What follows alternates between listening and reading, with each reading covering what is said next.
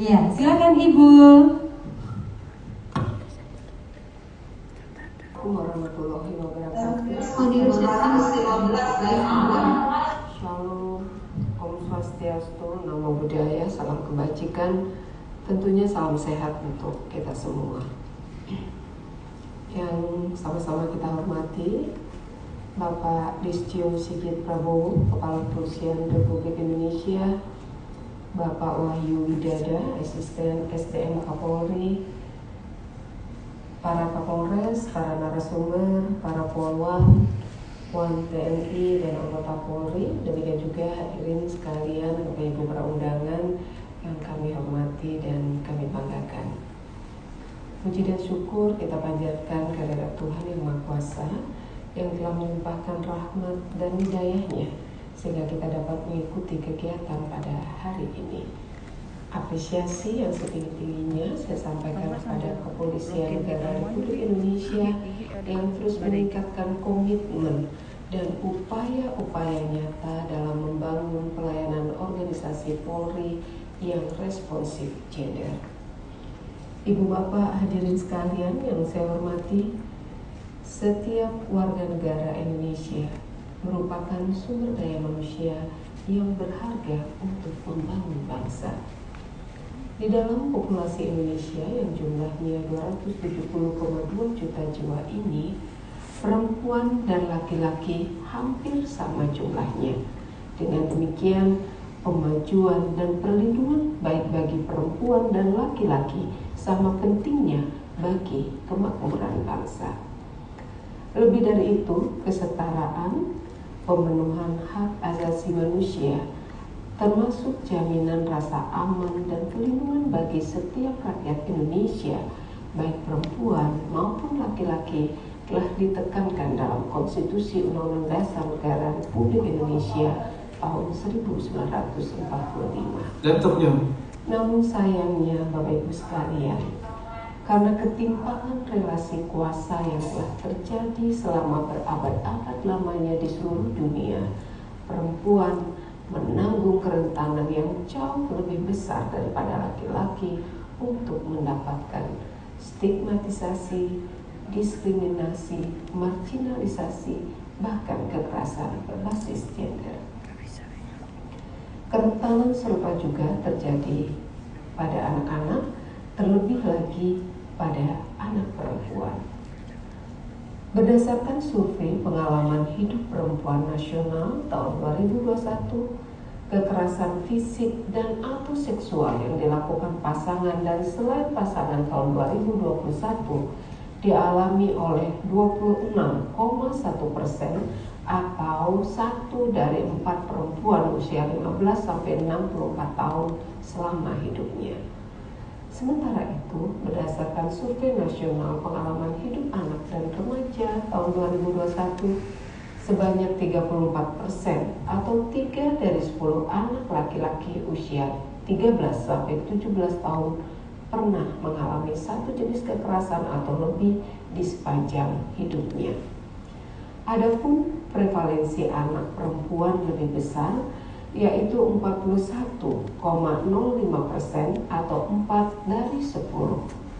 Apresiasi kepada multi pihak perlu kita berikan karena berdasarkan prevalensi kekerasan terhadap perempuan dan anak mengalami penurunan dalam 3-5 tahun kebelakang ini. Namun jika kita melihat data laporan yang masuk ke Simponi PPA selama tahun 2019-2021, terjadi peningkatan laporan kasus kekerasan terhadap perempuan dan anak.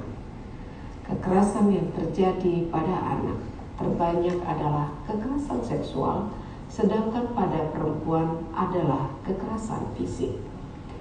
Sedangkan berdasarkan tempat kejadian, baik kekerasan terhadap perempuan maupun anak sebagian besar terjadi di rumah tangga. Tren meningkatnya pelaporan kasus di tengah menurunnya prevalensi kekerasan secara umum merupakan hal yang cukup baik, yang artinya masyarakat mulai berani dan percaya untuk membuat laporan pengaduan kepada layanan pengaduan yang tersedia. Semakin masifnya penggunaan media sosial juga turut andil untuk mengungkap berbagai kasus kekerasan. Meskipun demikian, Bapak Ibu sekalian, hal ini juga berarti negara harus semakin siap menghadapi laporan-laporan tersebut dengan berbenah diri dalam memberikan layanan yang paripurna, berperspektif gender, dan berpihak pada korban.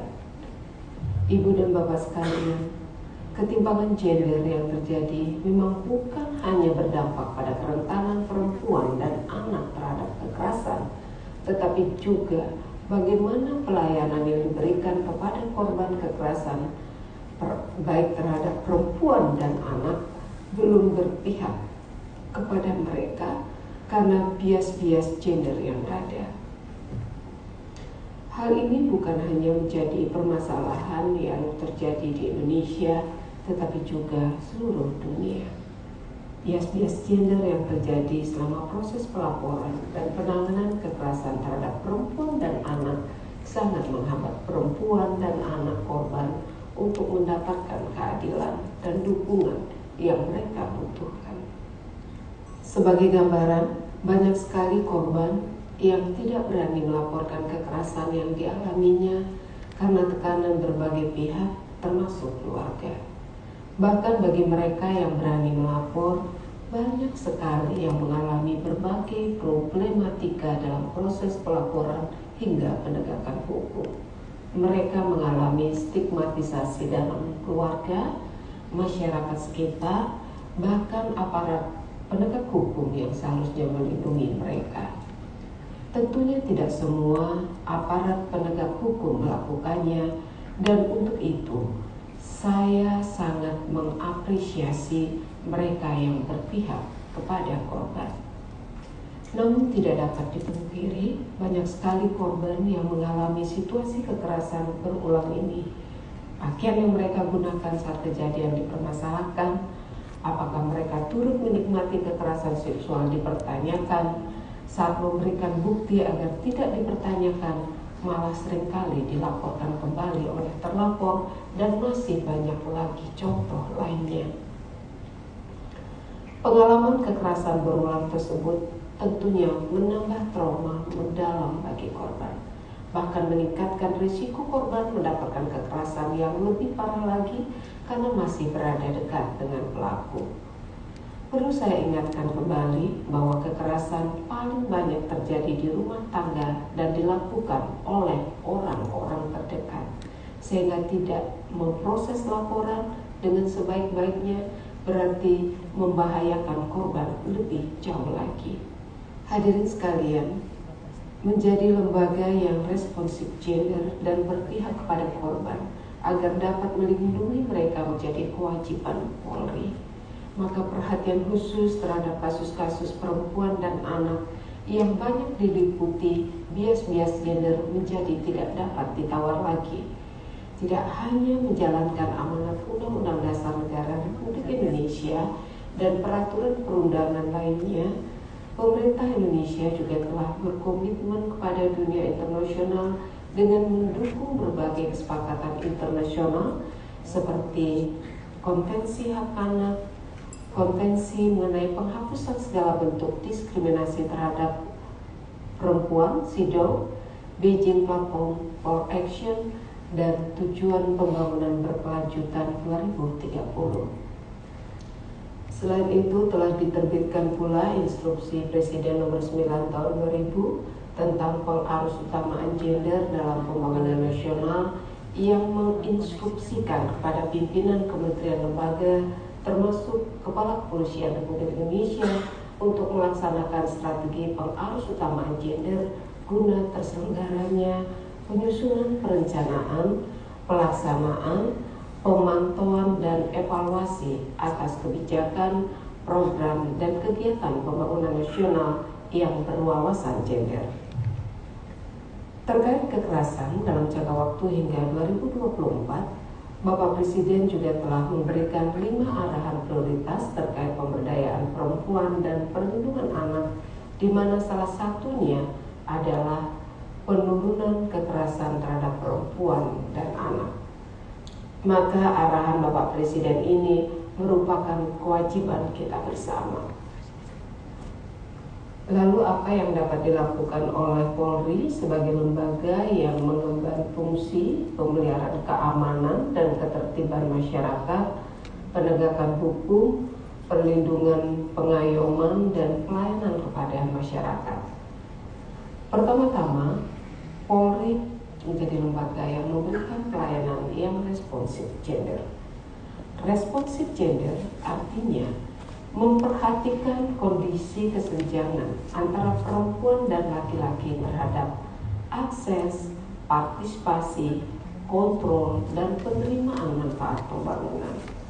Dalam hal ini, anggota Polri perlu memperhatikan bias-bias gender yang dimiliki sehingga dapat memberikan upaya-upaya agar bias-bias gender tersebut tidak mengganggu pelayanan yang diberikan atau lebih parah menjadikan korban sebagai korban berulang. Anggota Polri juga perlu memahami isu-isu yang melingkupi perempuan dan anak serta kebutuhan-kebutuhan spesifik mereka. Dengan demikian, dalam memberikan pelayanan diharapkan para anggota tidak melakukan victim blaming. Selain itu, saya sangat berharap agar pengelolaan ruang pelayanan khusus dapat lebih ditingkatkan dan diperluas serta dipromosikan dengan lebih gencar. Dalam hal membangun lingkungan yang aman dan nyaman bagi perempuan dan anak korban, peningkatan eksistensi Polwan dalam penanganan kekerasan, pelecehan serta trafficking terhadap perempuan dan anak menjadi sangat penting. Peran Polwan yang secara intuisi diharapkan akan dapat lebih berempati dalam menangani kasus. Meskipun peranan Polwan sangat strategis dalam menangani kekerasan terhadap perempuan dan anak, namun bukan berarti peran polisi laki-laki tidak penting. Sebaliknya, seluruh anggota Polri, baik perempuan dan laki-laki, perlu terus ditingkatkan kapasitasnya dalam penanganan kasus kekerasan terhadap perempuan dan anak, serta ditingkatkan perspektif gendernya. Maka peningkatan kapasitas terkait dengan gender dan tema-tema khusus seperti penanganan kasus trafficking in person, khususnya perempuan dan anak, serta sistem peradilan pidana anak menjadi sangat-sangat dibutuhkan. Dengan demikian, empati terhadap perempuan dan anak korban kekerasan dapat dibangun dan penegakan hukumnya dapat lebih efektif. Tentunya sumber daya manusia saja tidak akan cukup. Yang tidak kalah penting adalah bagaimana sistem perlindungan komprehensif yang telah terbangun di Polri, dimulai dari komitmen, kebijakan, ketersediaan data pilar, dan anggaran yang responsif gender juga perlu terus diperkuat sehingga mempercepat terwujudnya pelayanan organisasi Polri yang responsif gender ke depan.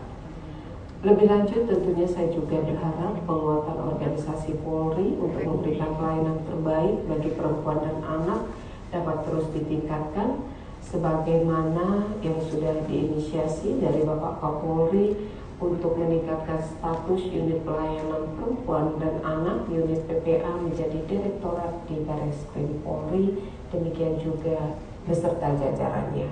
Saya yakin dan percaya jika seluruh anggota Polri dapat melindungi perempuan dan anak Indonesia yang jumlahnya 64,57% dari total populasi Indonesia melalui pelayanan yang responsif gender, maka cita-cita terwujudnya keamanan dalam negeri untuk mencapai masyarakat madani yang adil, makmur, dan beradab berdasarkan Pancasila dan Undang-Undang Dasar Negara Republik Indonesia tahun 1945 seperti yang tercantum pada Undang-Undang Nomor 2 tahun 2002 tentang Kepolisian Negara Republik Indonesia akan dapat kita capai. Demikian beberapa hal yang dapat saya sampaikan. Selamat berdiskusi. Perempuan berdaya, anak terlindungi, Indonesia maju. Wassalamualaikum warahmatullahi wabarakatuh. Om Santi, Santi, Santi Om. Namo Buddhaya. Alhamdulillah, terima kasih. Tepuk tangan Ibu Menteri, pada Ibu Menteri PPA. Luar biasa ya, Nom. Bawah, tidak titik Ustaz Susu.